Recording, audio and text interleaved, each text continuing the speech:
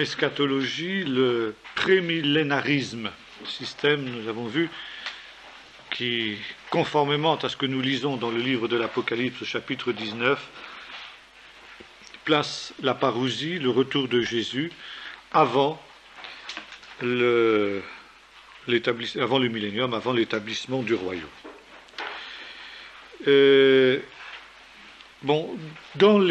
Parmi le prémillénarisme, on ne va pas entrer dans tous les détails, il y a aussi différentes écoles. Le prémillénarisme a donné lieu à toutes sortes de spéculations, comme c'est là souvent le cas, et c'est d'ailleurs une des raisons qui a contribué à le discréditer. Et il y a tout le problème de la tribulation sur lequel nous n'allons pas nous aventurer, n'est-ce pas, qui me semble être basé sur des spéculations beaucoup plus, comment pourrait-on dire, cérébrales que véritablement spirituelles, à partir des 70 semaines d'année de Daniel, et notamment l'idée que les 70 années, les 70 semaines d'année plus exactement, prennent fin à la destruction du temple en 70 après Jésus-Christ, et que, ce faisant, puisque l'histoire prophétique ne s'intéresse finalement qu'à Israël, dans la mesure où Israël est dispersé, n'existe plus, n'est plus dans son pays, l'histoire prophétique s'arrête. Et s'arrête donc pendant un temps indéterminé. Évidemment, c'est une explication commode qui explique pourquoi la parousie n'a pas eu lieu au bout des 70 semaines l'année. Et alors, il y a l'idée que la dernière semaine, les 7 dernières années de ces 70 semaines, aura lieu lorsqu'Israël commencera à être rassemblé dans son pays, et par conséquent, à ce moment-là, quand Israël sera rassemblé dans son pays, l'histoire prophétique recommencera. Elle recommencera pour un court temps, 7 ans, divisée en 2 parties, 3 ans et demi chacune. Une première partie au cours de laquelle l'Antichrist apparaîtra. L'Antichrist apparaît au début des 7 ans. Et là, comme c'est écrit dans le livre du prophète Daniel, il fait une alliance avec Israël, encore que là aussi c'est une interprétation tendancieuse du texte. Le texte ne nous dit pas que le roi en question, qui au départ était quand même Antiochus Épiphane, il ne faut quand même pas l'oublier, fera une alliance avec un grand nombre en Israël, ce n'est pas tout Israël. Enfin, nos amis dispensationalistes l'interprètent comme s'appliquant justement à l'ensemble du peuple d'Israël. Donc, l'Antichrist fait une alliance avec Israël. Israël croit qu'il est le Messie promis. L'Antichrist reconstruit le temple, s'installe dans le temple, et donc devient en quelque sorte roi d'Israël. Certains vont même jusqu'à prétendre qu'il est juif. On va même dire jusqu'à la tribu de Dan, puisque Dan est comparé à un serpent et que l'Antichrist, c'est le suppôt de Satan, donc du serpent. Enfin, vous voyez, les interprètes ont de l'imagination à revendre dans ce domaine-là. Et au bout des 3 ans et demi, l'Antichrist rompt son alliance avec Israël, trahit Israël, cherche à le détruire, se proclame lui-même Dieu, n'est-ce pas, dans le temple de Jérusalem, et donc assemble toutes les nations contre Jérusalem. Donc commence un temps terrible pour Israël, 3 ans et demi abominables, de persécution, de guerre, etc. Et au bout des 3 ans et demi, quand toutes les nations sont rassemblées contre Jérusalem et que Jérusalem est sur le point de succomber, le Seigneur revient et détruit l'Antichrist par le souffle de sa bouche, sauve Israël, anéantit les nations qui étaient montées contre Israël et instaure le règne de justice et de paix qui va durer 1000 ans. Voilà en gros, si vous voulez, le schéma qu'on trouve chez tous les dispensationalistes. Maintenant, il y a des variantes par rapport à ce thème premier, et le problème qui se pose en général dans ces cas-là, c'est où situe-t-on l'enlèvement de l'Église? Alors, il y a deux écoles, n'est-ce pas? Il y a l'école pré-tribulationniste qui affirme que l'Église est enlevée avant la grande tribulation, c'est-à-dire avant les 7 ans. Il y a l'école tribulationniste qui prétend que l'Église passe par la première partie de la tribulation, c'est-à-dire par la moitié de la semaine, les 3 premiers ans et demi, et que l'enlèvement a lieu au bout des 3 ans et demi. Et que dans la deuxième partie, l'Église est avec le Seigneur et qu'elle revient avec le Seigneur au bout des 7 ans. Il y a ceux qui croient que l'Église est enlevée juste au dernier moment et revient avec le Seigneur dans le même souffle, si j'ose dire. Voilà, si vous voulez, en gros, comment les choses se présentent et comment les choses se situent dans cette perspective-là. Et puis, il y a aussi cette idée que pendant la tribulation, si on est en tout cas pré-tribulationniste,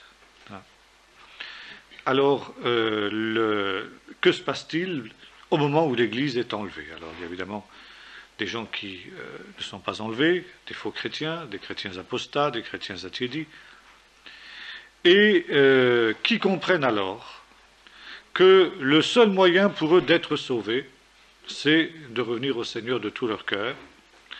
Et alors, l'Antichrist qui traque Israël, mais qui traque aussi tous les chrétiens, va s'en prendre à eux, y compris d'ailleurs ceux qui, traumatisés par l'enlèvement de l'Église fidèle, se convertissent pendant la tribulation.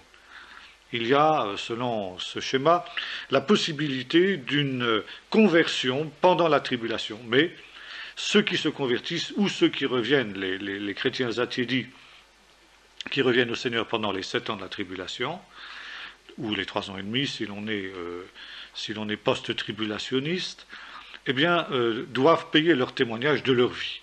L'Antichrist les met à mort, n'est-ce pas? Et ils sont à peu près certains d'être mis à mort. Personne n'échappe. C'est un temps de persécution, etc. Et ce sont ceux qu'on trouve dans le chapitre 19 de l'Apocalypse, qui ont été mis à mort pour le témoignage de Jésus, etc. etc. Cette théorie, d'abord, on a vu, a beaucoup de variantes entre les pré-tribulationnistes, les post-tribulationnistes, ceux qui croient à l'enlèvement à la fin. Enfin bref, il y a toutes sortes. Et alors ce qui est terrible, c'est que ces différentes écoles s'anathémisent les unes les autres, presque s'excommunient. Bon, ces querelles de clochers, c'est le cas de le dire, ont entraîné un certain discrédit sur ce système. Deuxièmement, on se rend compte très vite que là, il y a un gros problème pour ce système-là. C'est notamment cette fameuse parenthèse de l'Église qui va entre la 69e semaine et la 70e semaine de Daniel. Parce que ça, c'est une interprétation. Rien dans le texte ne nous laisse supposer qu'entre la 69e et la 70e semaine, il y ait 2000 ans d'histoire de parenthèse de l'Église. Et, somme toute, un lecteur de la Bible n'arrivera pas par lui-même à cette conclusion-là.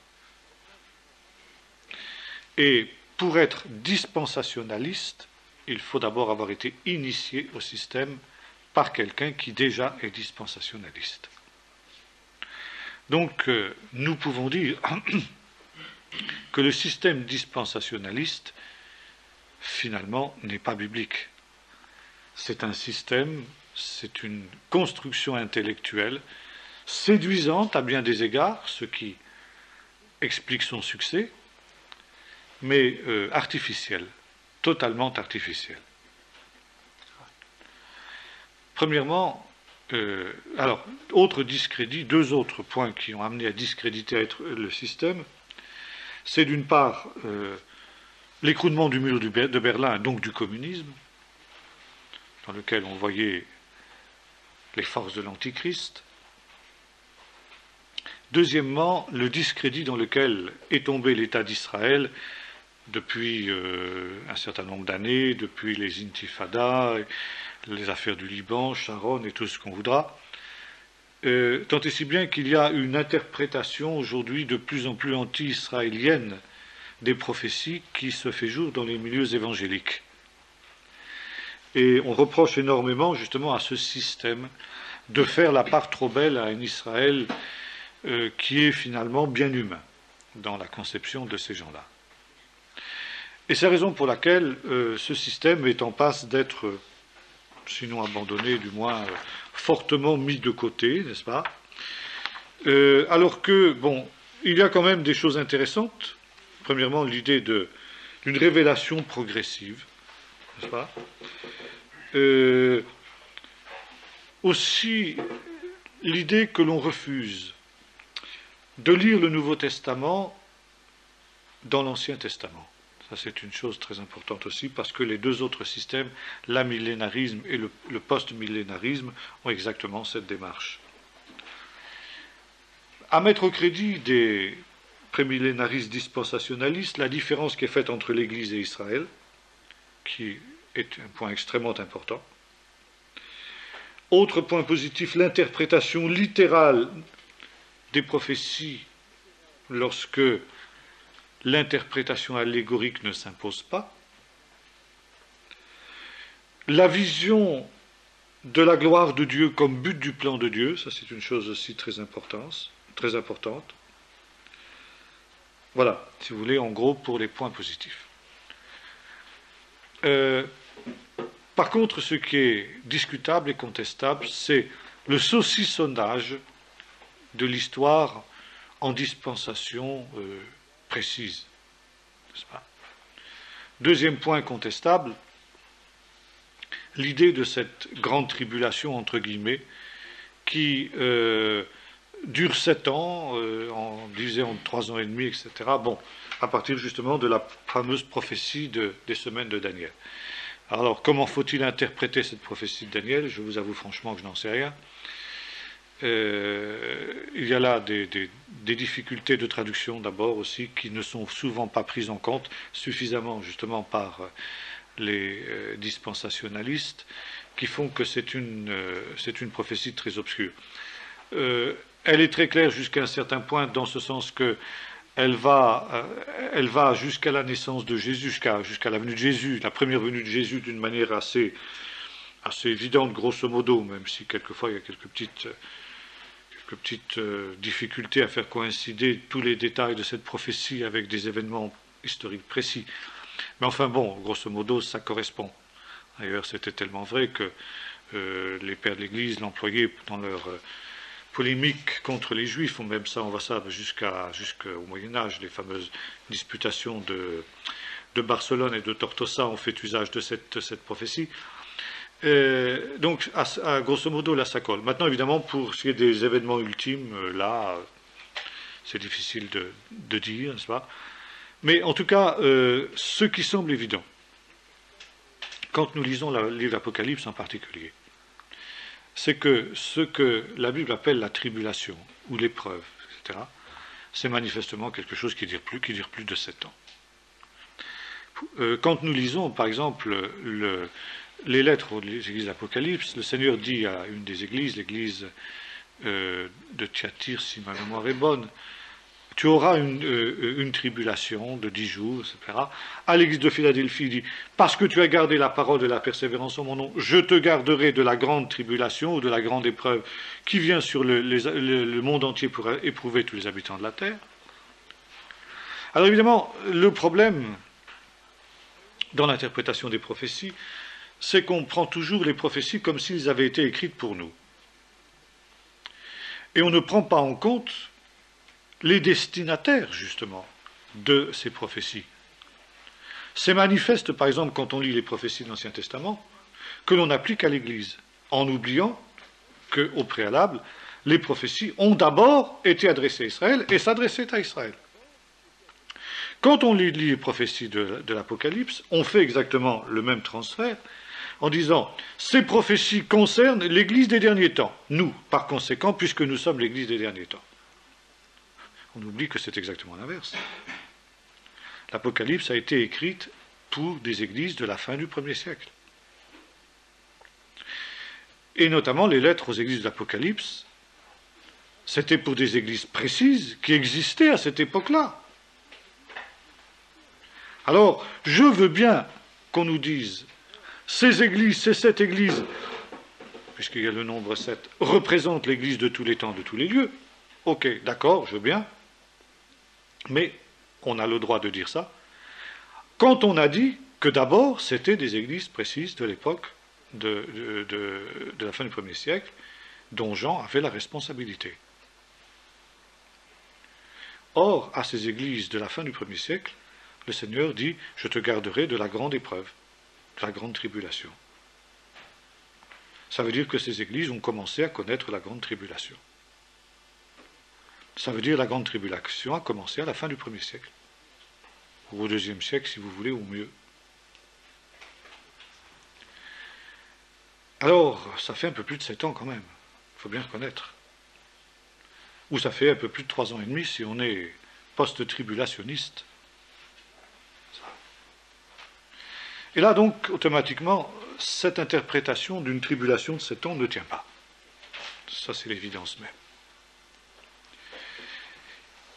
Tribulation, épreuve, bon, il faut replacer ça aussi dans le contexte hébraïque.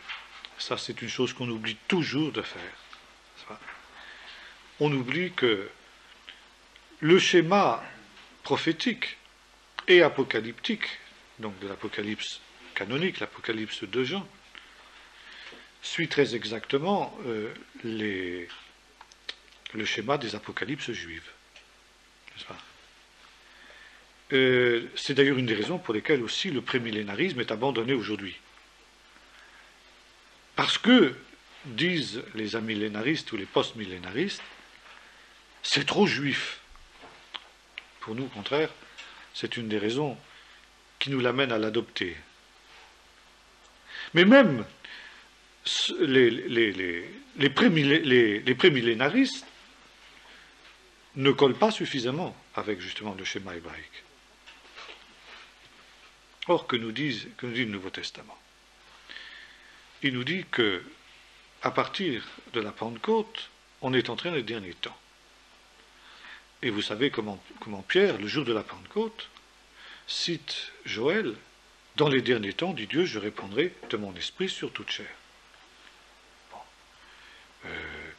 Pierre aussi, dans son épître, dit ça, la fin, dans ces temps qui sont les derniers, l'épître aux Hébreux, la fin de toute chose est proche, etc.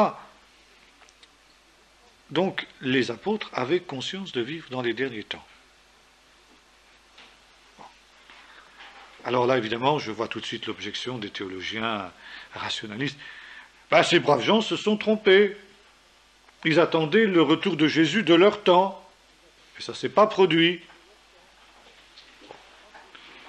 S'il est vrai qu'il y a des textes qui pourraient laisser supposer cela, il y a de nombreux autres textes qui nous montrent que ni Jésus ni les apôtres ne se faisaient d'illusions sur la durée justement de ce temps entre les deux venues de Jésus. Jésus cite par exemple dans des paraboles, parabole du festin, un roi qui part pour un long voyage, qui revient longtemps après. Bon, la parabole des vierges, comme l'époux tardé, etc. Il y a de très nombreux textes qui nous montrent que c'était une évidence que les choses ne pouvaient pas se faire du jour au lendemain. Ne serait-ce que par exemple l'évangélisation du monde. Il faut d'abord que cet évangile du royaume soit prêché au monde entier, ensuite et seulement viendra la fin, dit Jésus. Bon. Ça ne va pas se faire en 15 jours, l'évangélisation du monde, surtout avec les moyens dont on disposait à cette époque-là. Donc, c'était évident que ce temps allait être long. Bien. Mais c'était quand même les derniers temps. Pourquoi ? Parce qu'il y avait un événement qui avait changé complètement le cours de l'histoire, c'était la résurrection de Jésus. Selon la tradition juive, la résurrection des morts marquerait l'avènement des derniers temps. Or, Jésus est ressuscité des morts, donc nous sommes dans les derniers temps. Même si ces temps doivent durer 2000 ans, ce n'est pas un problème. On est quand même dans les derniers temps, et Pierre nous l'explique, parce que pour Dieu, un jour est comme 1000 ans, et 1000 ans sont comme un jour. Et Pierre, justement, véritablement averti par le Saint-Esprit, déclare, dans les derniers temps, justement, viendront des moqueurs, disant, où est la promesse de son avènement? Car depuis que nos pères sont morts, tout reste comme avant. Ils veulent ignorer la patience de Dieu au temps de Noé, etc., qui a attendu 500 ans. Bon. Et Pierre explique la question, le problème. Alors vous allez me dire, mais pourquoi ces textes où il est dit, qui semblent montrer qu'il y a une imminence? Pour une bonne et simple raison. D'abord, c'est que l'enlèvement de l'Église peut se produire à tout moment. Et là, justement, nous voyons aussi l'erreur de nos braves frères dispensationalistes, qui nous disent que ce sera au début de la tribulation. Bon, alors ça encore passe, parce qu'on ne peut pas savoir quand on va avoir la tribulation. Mais si on est dans la tribulation, et si l'on sait qu'il y a une alliance avec l'Antichrist qui a eu lieu entre Israël et l'Antichrist, donc on n'a qu'à compter 3 ans et demi, on sait que dans 3 ans et demi, on sera enlevé. Ou quand ils rompt son alliance, si on n'est pas enlevé, on sait qu'on a encore 3 ans et demi. Donc on va savoir le jour et l'heure. Donc ce système ne tient pas, ce système est anti-biblique. D'autre part, ça fait maintenant 54 ans que l'État d'Israël est ressuscité, et la 7e semaine n'a pas recommencé. Bon. Maintenant, faut-il attendre la reconstruction d'un temple à Jérusalem à seule fin que l'Antichrist s'y assoie? Moi, ça me paraît un peu discutable, je dois dire. Reconstruire le temple pour l'Antichrist, à la limite. Je suis prêt à envisager la reconstruction d'un temple qui serait en quelque sorte le palais du Seigneur, l'endroit où les nations viendraient pour l'adorer pendant le millénium. Mais pour le Messie, pour le Seigneur, enfin, on ne va pas quand même reconstruire un temple pour l'Antichrist, quoi. C'est quand même un peu fort. N'est-ce pas? Alors, ce système, manifestement, a de graves lacunes. Notamment quand on veut ainsi préciser trop. Ça, c'est toujours le problème, justement, de la prophétie, vouloir préciser trop. Et qu'est-ce que nous pouvons dire, donc, par rapport à ces choses? Eh bien, donc, que nous sommes dans les derniers temps, depuis la Pentecôte. Et que depuis la Pentecôte également, nous sommes dans la tribulation. Car aussi bien Israël que l'Église, pendant ce temps, ont connu des tribulations. Tribulations d'Israël, n'en parlons pas. Elles sont évidentes pour qui regarde un peu l'histoire d'Israël pendant la diaspora comme nous le faisons. Tribulation de l'Église, ben, ça commence avec Étienne. Qu'est-ce que c'est la tribulation? C'est la persécution. Et pendant toute son histoire, l'Église fidèle a toujours été persécutée. Qu'est-ce qu'on veut de plus? Le XXe siècle, et nous le rappelons quand nous faisons notre étude de l'histoire de l'Église au XXe siècle, est le siècle le plus sanglant de l'histoire de l'Église. Il y a eu davantage de martyrs dans ce seul XXe siècle que dans les 19 siècles qui ont précédé. Qu'est-ce qu'on veut de plus comme tribulation? N'est-ce pas? Bon. La tradition juive nous dit que les événements de la fin seront aussi marqués par ce qu'on appelle Chevele Mashiach, les souffrances de l'enfantement messianique. Le royaume de Dieu naît dans la douleur, dans des souffrances de l'enfantement. Et ces souffrances de l'enfantement, ce sont évidemment des souffrances que le monde entier connaît, mais plus particulièrement, évidemment, le peuple d'Israël. Et il est vrai que plus on s'approche de l'événement, plus le combat s'exaspère, et par conséquent, plus, on va dire, les persécutions sont intenses, plus les malheurs sont grands. Mais ce n'est pas quelque chose qui est limité dans le temps à une courte période, comme le disent justement nos amis dispensationalistes. Alors, là aussi, l'enlèvement peut se produire à tout moment. C'est, comme le disait le professeur Flusser, le point le plus difficile à déterminer au point de vue prophétique, quand aura lieu justement l'enlèvement. Et le professeur Flusser disait, c'est voulu par Jésus, parce que le Seigneur veut que nous soyons prêts à tout moment. C'est pourquoi je recevais un des bulletins de l'EPTA, l'association des théologiens pentecôtistes européens, revue qui de plus en plus me prend à rebrousse-poil. Et il y avait toute une étude sur l'histoire des débuts du pentecôtisme britannique, avec les Jeffreys et tout ça. Et alors, celui qui écrivait cet article, cet historique, qui est professeur dans une école biblique pentecôtiste en Angleterre, notait que, justement, dans ce temps-là, l'attente de la parousie, l'attente de la venue du Seigneur était vive. Et alors, il disait, depuis, bien sûr, on s'est rendu compte que ce ne serait pas aussi vite que ça. On était un peu naïfs dans ce temps-là. Et on sourit aujourd'hui de voir la naïveté de ceux qui croyaient que le Seigneur allait revenir comme ça, aussi vite. Oui, naïfs peut-être. Enfin, ces gens-là avaient des signes, des prodiges et des miracles. Ils avaient la puissance du Saint-Esprit qui agissait par eux. Je serais curieux de voir, chez ces gens qui sont bardés de titres universitaires, qui sont devenus des gens raisonnables, quels sont les fruits qui sont portés dans leur ministère.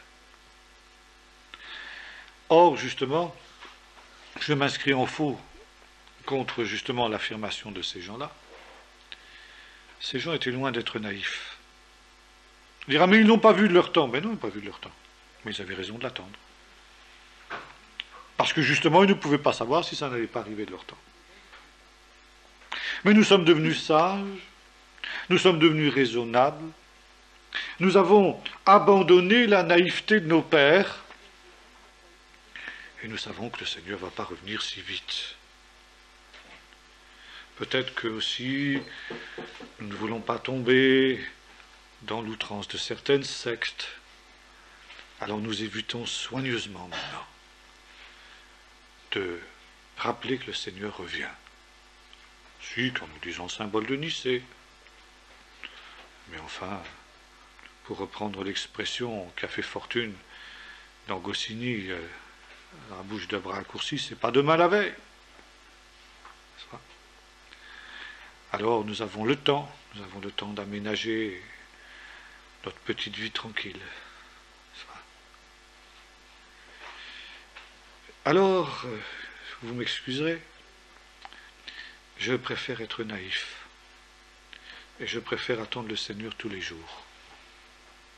Je préfère la naïveté de notre frère Simcha Perlmutter, qui tous les matins, quand il se levait, sortait faire son footing tout autour de son désert là-bas, pour voir si le Messie n'apparaissait pas.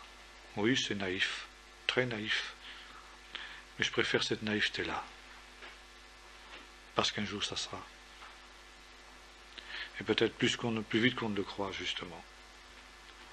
Et aujourd'hui, on est arrivé à ce stade où, peut-être aussi à cause de l'obscurité de certains textes prophétiques, on préfère ne plus s'y arrêter. Et beaucoup ont abandonné l'étude des prophéties, justement, pour toutes ces raisons. Et on prétend de plus en plus, même dans les milieux prémillénaristes, que finalement le millénium n'est pas une réalité si importante que ça. L'important, c'est d'être trouvé prêt. Bon, c'est vrai, c'est vrai. Mais quand on dit que ce n'est pas une réalité si importante que ça, et l'important c'est de trouver près, réfléchissons un petit peu à l'énormité qu'on dit. Moi je dis ça c'est une énormité. D'abord l'important c'est d'être trouvé près. Ça veut dire l'important c'est moi. C'est que je sois sauvé, moi, que les autres se débrouillent. Ça me paraît déjà discutable comme raisonnement. Même si, de fait, il faut que nous soyons trouvés près tous les jours. Ce n'est pas du tout ce que je conteste.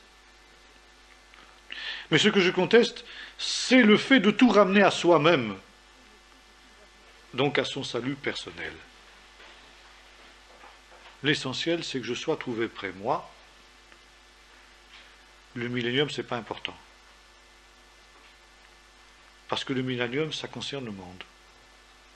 Et moi, le sort du monde, je m'en fiche comme de l'an 40. Du moment que je suis sauvé moi, que le monde crève ou qu'il soit sauvé, c'est pas je m'en fiche. C'est ça que ça veut dire, quand nous disons une chose pareille. Or, dans la prédication de Jésus, le royaume était une réalité centrale. Jésus prêchait le royaume de Dieu. Donc le millénium. C'était quelque chose d'essentiel.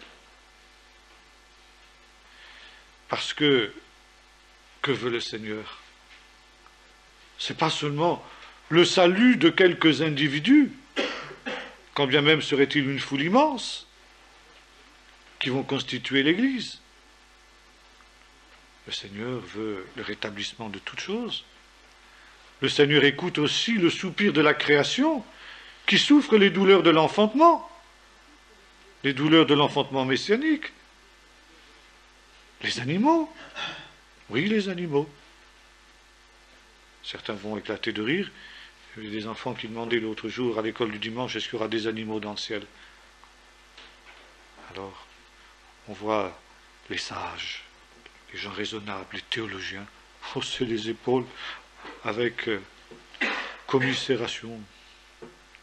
Sancta simplicitas, naïveté d'enfant. Ben oui, le Seigneur s'occupe des animaux. Je ne sais pas ce qui va arriver aux animaux, mais je suis sûr en tout cas d'une chose, c'est que Dieu ne les a pas créés pour l'abîme. Et quand Dieu dit à Jonas, qui est exactement dans cet état d'esprit-là, c'est l'état d'esprit de Jonas, moi j'ai échappé aux poissons, j'ai fait mon salut, que les gens de Ninive crèvent. Non seulement j'en ai rien à faire, mais je serais bien content qu'ils crèvent en plus. Le Seigneur dit, mais moi je ne raisonne pas comme ça. Ces gens-là, ils ne connaissent pas leur droite et leur gauche. Il y a 120 000 personnes, si ma mémoire est bonne, à Ninive. Et des animaux en grand nombre. Oui, Dieu s'occupe des animaux.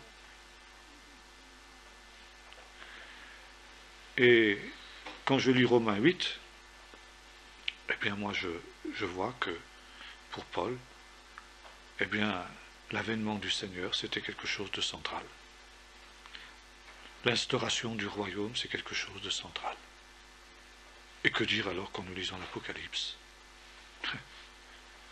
La révélation de Jésus-Christ, sa révélation qui va changer le cours des choses, qui va changer le cours de l'histoire, qui certes va châtier les méchants, ça c'est vrai, il y a un jugement, on n'est pas universaliste, on aura l'occasion de le voir, n'est-ce pas?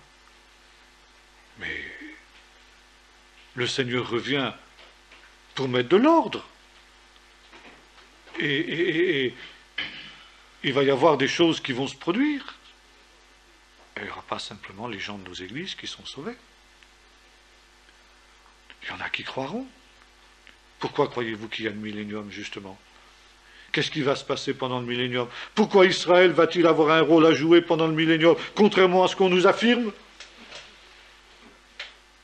Parce que pendant ce temps-là, eh bien Israël va être le missionnaire de Dieu dans le monde entier. Et là, les conditions seront favorables pour écouter l'Évangile. Parce qu'il n'y aura plus Satan pour semer l'ivraie. quand le bon grain sera semé, ça va être des millions pendant le millénium qui vont se tourner vers le Seigneur. Et ça n'aurait pas d'importance, ça. Ce serait un détail de l'histoire. Mais c'est une énormité, excusez-moi. Alors dites que je suis naïf. Je suis naïf, je veux bien. Je préfère cette naïveté-là que la sagesse des sages et de tous ces théologiens, n'est-ce pas, qui maintenant ont pris tellement de champ par rapport à ces choses. Ils ont pris du champ par rapport à ces choses aussi pour une autre raison. C'est parce qu'on ne veut surtout pas, dans les milieux chrétiens, qu'il y ait l'ombre d'une supériorité d'Israël sur l'Église. Et la faculté de Vaud a publié il y a quelques années un texte sur l'eschatologie, parce que ces problèmes sont surtout le fait des facultés de théologie évangélique et des écoles bibliques évangéliques, où on s'agite beaucoup autour de ces questions d'eschatologie. Et je vais vous lire d'ailleurs ce qu'ils ont écrit là-dessus. Je dois en avoir ici quelque part. Attendez voir. Voilà. Voilà ce qu'a écrit la faculté de Vaud. Voilà. Aucune vue n'est parfaite. Donc, prémillénarisme, postmillénarisme, amillénarisme. Comme ça, moi, on ne se mouille pas, c'est déjà une bonne chose. Enfin, c'est une bonne chose, du moins pense-t-il. Mais ce qui fait problème, c'est l'interprétation des prophéties de l'Ancien Testament. Ça aussi, en ce moment, notre brave de Clermont nous dit la même chose. Certes, Israël reste peuple de Dieu avec une signification théologique. Ouf. Il faut prendre en compte sa survie, quand même. Mais, et c'est là que je disais tout à l'heure, le millénium n'est pas un élément central dans l'Évangile. Voilà. Certains refusent même de prendre parti parce qu'il ne faut pas en faire un système. Il y a des choix possibles, il y a des points d'interrogation. C'est en 1980 qu'il y a eu cette lettre sur l'eschatologie. Certes, Israël est un signe, mais, écoutez bien ça, Israël n'aura pas de statut particulier dans le millénium, et encore moins dans l'état final. Ça, c'est surtout ce qu'on veut éviter. Israël a place dans le plan de Dieu, on est heureux de l'apprendre, parce qu'on pouvait même en douter, mais cette distinction est historique et non pas métaphysique. Elle est avant Jésus-Christ et non après. Elle concerne ce qui est terrestre et non pas ce qui est céleste. Désolé, mais quand je lis Apocalypse 7, je vois quelque chose de tout à fait différent. Je vois 144 000 de toutes les tribus d'Israël qui sont devant le trône et devant l'agneau. 144 000, ça veut dire 12 000 de toutes les 12 tribus. 12, le chiffre de la plénitude, 12 fois 12, 12 fois le chiffre de la plénitude. C'est tout Israël sauvé. Comme c'est écrit dans Romains 11, à la fin, tout Israël sera sauvé, tout Israël vivant à cette époque-là, sous-entendu. Chose que l'on conteste, même dans les milieux prémillénaristes. Et on nous fait accroire que tout Israël ne signifie pas tout Israël. Vous avez de savantes dissertations pour nous faire comprendre que quand on lit tout Israël, il ne faut pas comprendre tout Israël. Que finalement, quand la Bible dit que les promesses de Dieu sont sans appel, en fait, les promesses de Dieu sont abolies pour Israël. Il faut le faire. Il faut le faire. Bravo pour la dialectique. Mais les textes sont là. Il y a donc ces 144 000 qui représentent la plénitude d'Israël sauvé. Et puis ensuite, notre texte nous dit « Puis je vis une grande foule de toute nation, de toute tribu, de toute langue, qui était joint avec Israël. » Mais dans cette vision, en tout cas, à moins qu'on soit un témoin de Jéhovah, à moins que l'on interprète, comme font certains, que les 144 000, ben c'est l'Église. On ne voit pas très bien quelle différence à ce moment-là il y aura entre ces 144 000 et la grande foule. Mais enfin, quand on lit le texte sans a priori, l'explication la plus sensée, la plus valable, la plus évidente, celle qui tombe directement sous le sens, c'est que dans la gloire éternelle, il y a le peuple d'Israël sauvé, et il y a les gens qui sont venus de toute nation, de toute tribu, de toute langue. C'est l'Église, ça? Peut-être, oui. Parce que dans l'Église, il y a le reste d'Israël, et puis il y a Israël, et puis il y a ceux qui sont associés à Israël, ceux qui sont les branches sauvages de l'olivier, qui ont été greffés sur Israël. Et puis, quand je vois la nouvelle Jérusalem, dans l'Apocalypse toujours, chapitre 21-22, qu'est-ce que je vois? Que la ville en question, ça ne s'appelle pas Rome, ça ne s'appelle pas Genève, ça ne s'appelle pas Constantinople. Comme par hasard, elle s'appelle Jérusalem. Oui, je dirais comme par hasard. Mais croyez-vous que ce soit le hasard? Qu'il y a là non seulement les noms des 12 apôtres, qui sont les 12 apôtres d'Israël, mais il y a le nom des 12 tribus. Que finalement, cette Jérusalem céleste, elle est vraiment juive. Elle reprend toutes les prophéties d'Ésaïe sur la nouvelle Jérusalem, Ésaïe 60, Ésaïe 66, etc. Et je ne peux pas ne pas constater que l'état éternel est quand même, pardonnez-moi l'expression que j'emprunterai à Hitler, très enjuivé. Mais non, il ne faut pas. Israël, c'est pas métaphysique, c'est pas céleste, c'est terrestre uniquement. Hein. Et bon, alors c'est ça. Nombreux sont ceux aujourd'hui qui renoncent à étudier les prophéties à cause de ces désaccords. Il termine en disant les prophéties ne sont pas données pour notre curiosité, mais pour notre sanctification. Bon, proposition avec laquelle je suis d'accord, bien entendu, mais qu'il faudrait aussi replacer dans son contexte. Alors, voilà ce que l'on apprend justement dans d'autres milieux, que, ce que je disais tout à l'heure,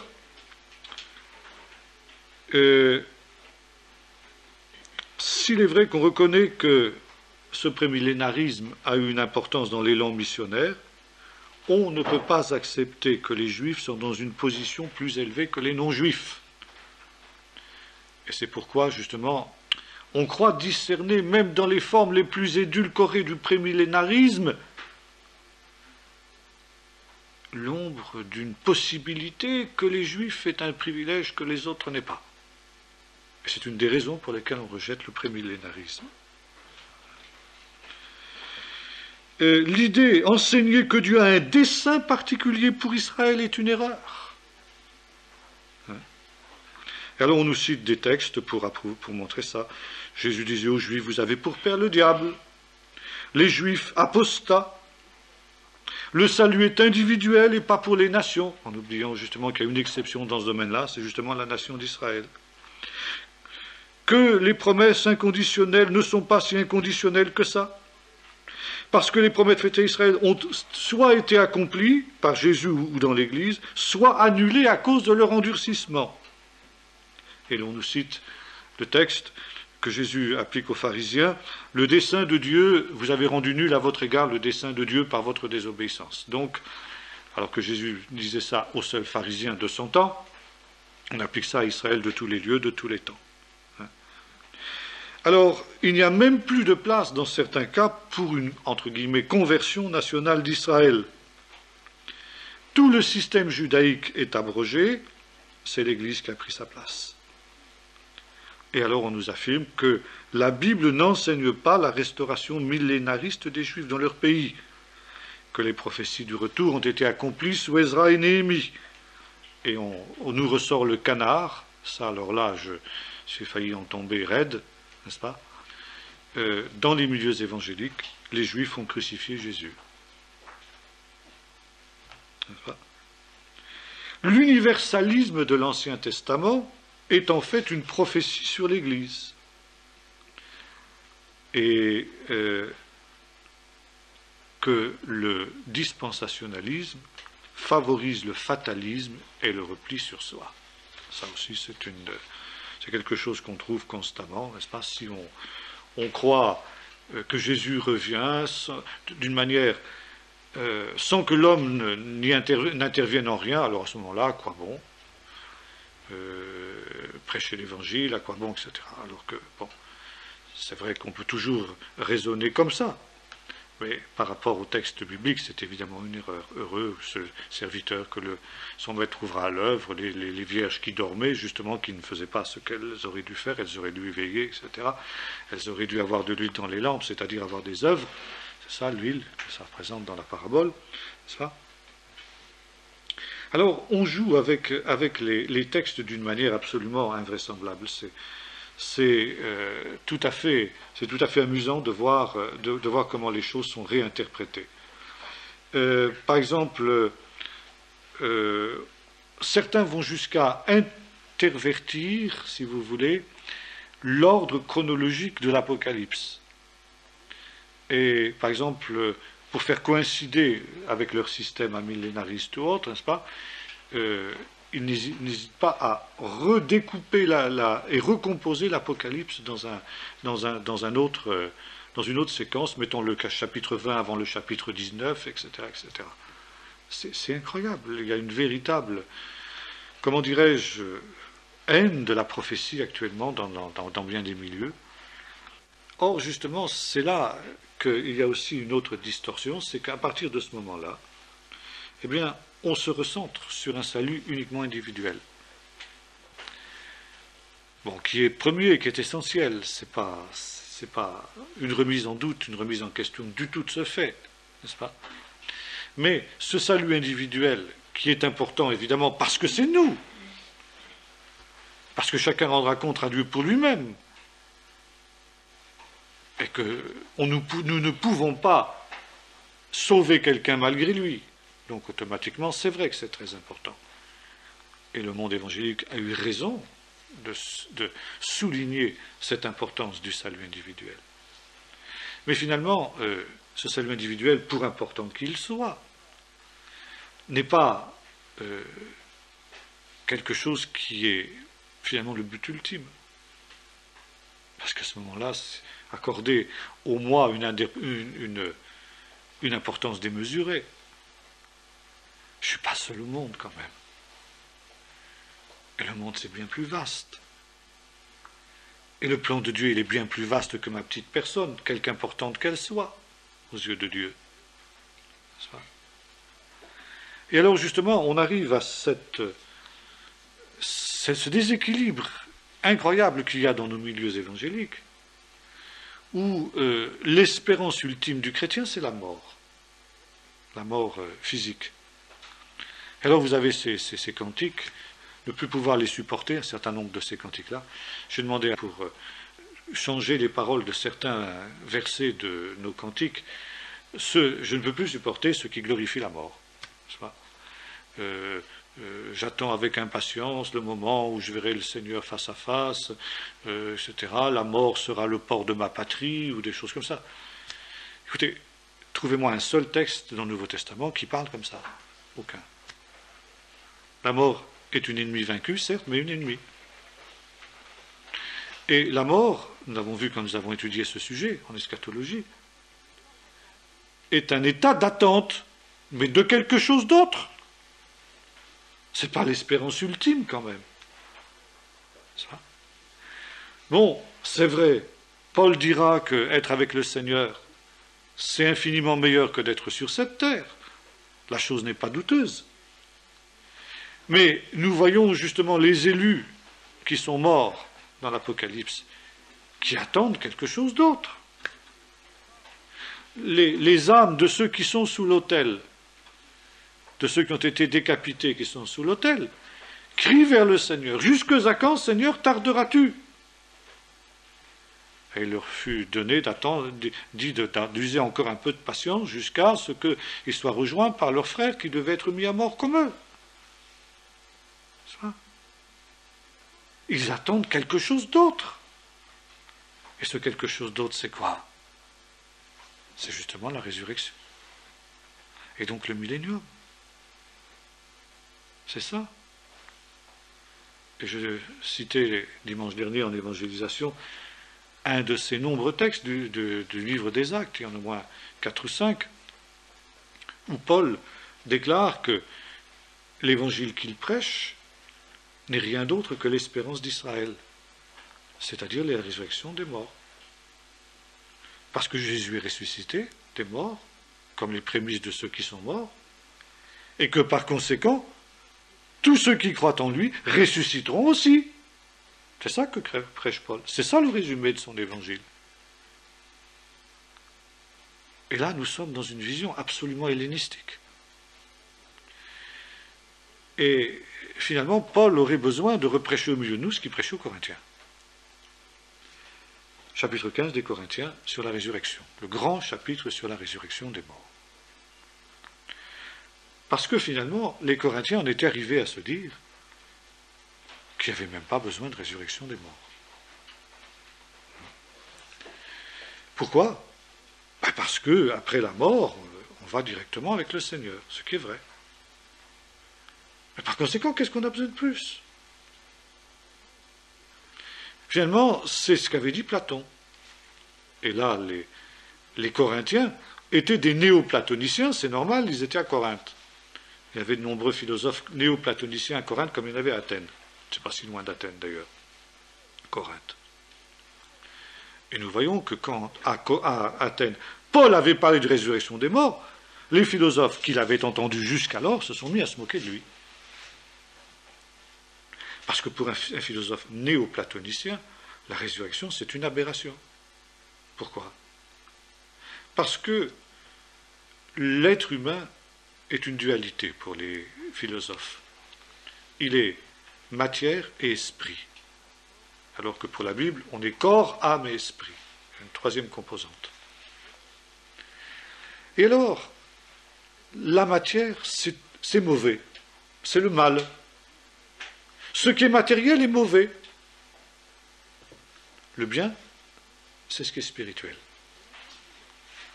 Et le drame de l'homme, selon les philosophes néoplatoniciens, comme pour Thomas d'Aquin, par exemple, qui était néoplatonicien, et donc toute l'Église catholique, et toute la tradition occidentale, eh bien, l'être humain, son drame, c'est qu'il est un esprit prisonnier dans un corps, prisonnier dans la matière. Notre corps est une prison, c'est mauvais. Et j'attends le moment où je serai libéré de cette prison pour rejoindre les purs esprits, ce que dit Platon. Et par conséquent, la mort est le moment de cette libération. La mort physique, la mort du corps. Alors vous comprenez bien que non seulement je n'ai pas besoin de résurrection, mais je ne comprends même pas pourquoi il faudrait que je réintègre cette prison d'argile. Mais ce serait un retour en arrière, comme le disent ici certains. Ce serait un retour à l'Ancien Testament. Alors que la Bible, quand elle passe de l'Ancien au Nouveau Testament, va du terrestre au céleste, du matériel au spirituel. Qu'est-ce que j'ai besoin de résurrection? C'est un retour en arrière. Qu'est-ce que je vais réintégrer, cette prison d'argile? Alors Paul met les points sur les i et les barres sur les t. Il dit attention, attention. S'il n'y a pas de résurrection, alors votre foi est vaine, vous êtes dans vos péchés. Parce que s'il n'y a pas de résurrection, Jésus n'est pas le Messie. Jésus est l'innocente victime d'un complot, mais il n'est rien de plus. Et même, plus que ça, il est maudit de Dieu, car c'est écrit « Maudit quiconque est pendu au bois ». S'il n'y a pas de résurrection, Jésus n'est pas ressuscité. Si Jésus n'est pas ressuscité, Jésus n'est pas le Messie. Si Jésus n'est pas le Messie, vous êtes dans vos péchés, votre foi est vaine. Mais maintenant, bien sûr, Jésus ressuscité les morts, il est les prémices de ceux qui sont morts. Alors, c'est vrai, ceux qui sont morts en lui sont dans le repos, dans la joie, dans la paix, etc. Mais ils sont comme dans un état de sommeil. Ça ne veut pas dire qu'ils sont inconscients. Mais quand on est dans un état de sommeil, on n'est pas quand même dans notre état normal. Notre état normal, c'est quand même pas le sommeil, c'est l'état de veille. Et c'est ça, la mort, dira l'apôtre Paul. Et il y a un temps où les morts s'éveilleront. Et alors le corps sera ressuscité. Pourquoi? Parce que le monde matériel, la matière n'est pas mauvaise. Le livre de la Genèse nous dit le contraire. Dieu vit que sa création était très bonne. Non seulement ce qui était spirituel, mais ce qui était aussi matériel. Et il n'est pas question de mépriser ce qui est matériel, ce qui est un des grands drames de l'Occident chrétien. Et parce qu'on méprise la matière, il y a deux conséquences négatives qu'il y avait déjà chez les Corinthiens. Deux excès inverses qui semblent totalement opposés, mais qui découlent de la même source. Le premier, c'est de dire, puisque le matériel n'est rien, la matière n'est rien, il faut que je me détache déjà au maximum de la matière. Donc, je refuse tout ce que mon corps pourrait souhaiter, désirer. Alors je vais, comme les ermites du désert, vivre de 2 figues par jour et d'un demi-verre d'eau. Je vais habiter dans des grottes et dans des cavernes. Je vais porter des vêtements. Je ne me laverai jamais. Si bien que les ermites, on les sentait longtemps avant de les voir. Etc. Je vais me flageller, je vais me mortifier, etc. Et c'est l'ascétisme. L'ascétisme qu'on trouve dans un certain courant monastique. Comme ça, ça va permettre à mon corps, à mon esprit, déjà d'être un petit peu en dehors de mon corps, quoi. Et Paul condamne ça. Épître aux Colossiens, c'est condamné. Et puis, il y a l'inverse. La matière n'est rien, la matière est mauvaise. Donc, ce que je fais dans mon corps n'a aucune importance. Aucune. Puisque mon corps sera un jour détruit, et que seul mon esprit sera sauvé, je peux faire n'importe quoi de mon corps. Je peux aller avec des prostituées. Je peux pratiquer l'homosexualité. Je peux tout faire. Et c'est ce qui se passait à Corinthe. Relisez ce que Paul écrit dans la première aux Corinthiens, la deuxième aussi d'ailleurs, n'est-ce pas? Il y a parmi vous une immoralité telle qu'on n'en rencontre même pas chez les païens. Comment c'est possible de la part des gens qui ont entendu l'Évangile? À cause de ça. C'est la doctrine des Nicolaïtes. C'est si vous voulez, le néoplatonicisme antinominaliste, ça veut dire anti-loi.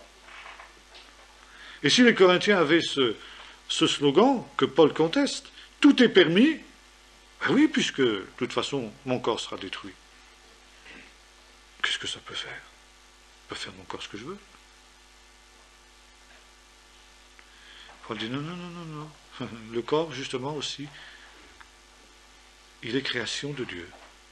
Et Dieu ne peut pas se désintéresser de sa création.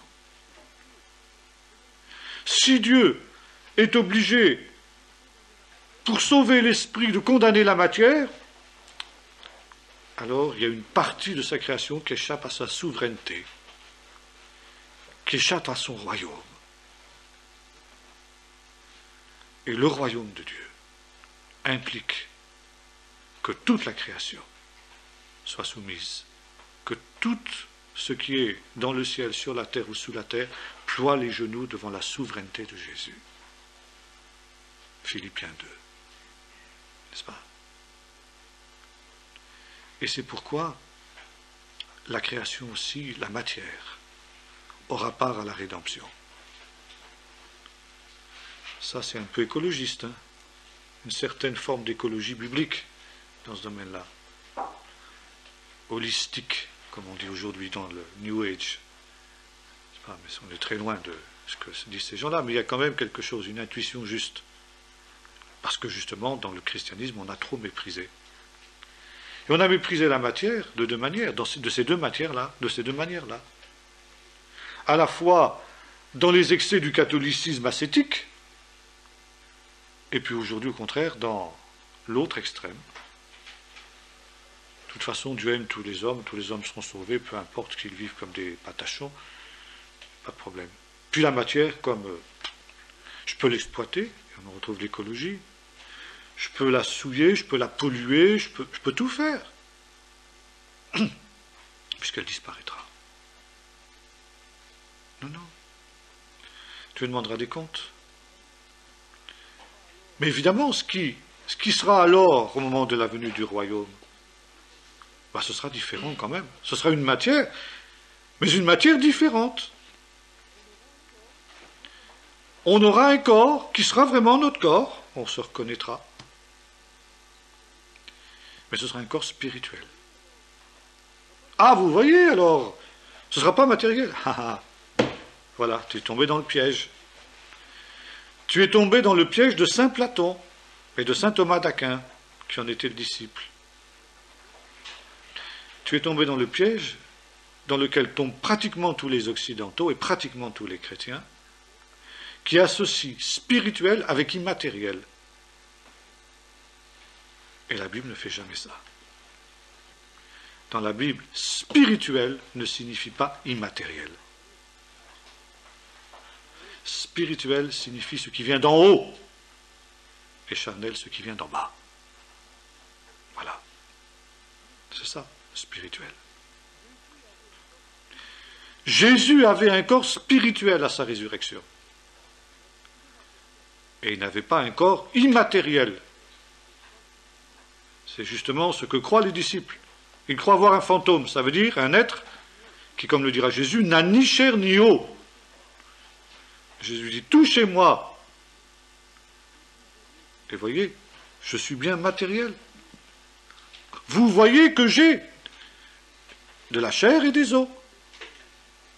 Et Thomas met ses pieds, ses mains dans les marques des plaies de ses mains et de ses pieds dans son côté percé. C'est un corps spirituel, mais pas immatériel.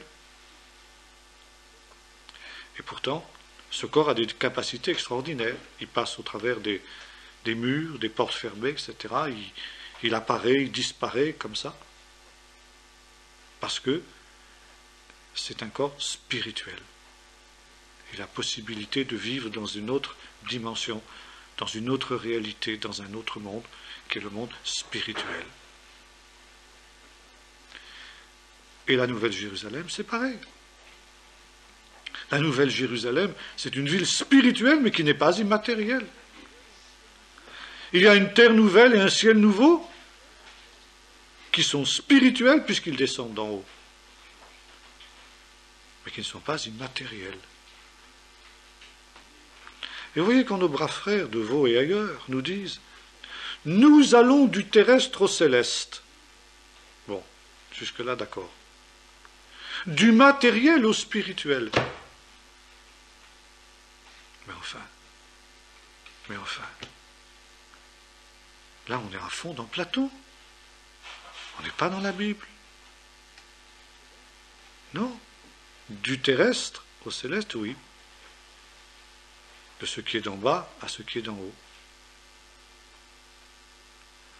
Et, bon, on pourrait prendre de multiples exemples qui vont dans le même sens. Voyez-vous ? Et c'est pourquoi, pour que le triomphe du Seigneur soit total, le millénium est indispensable. Le renouvellement de toutes choses. La destruction de la mort même. Sinon, il y a une partie de l'univers qui échappe à la souveraineté de Dieu.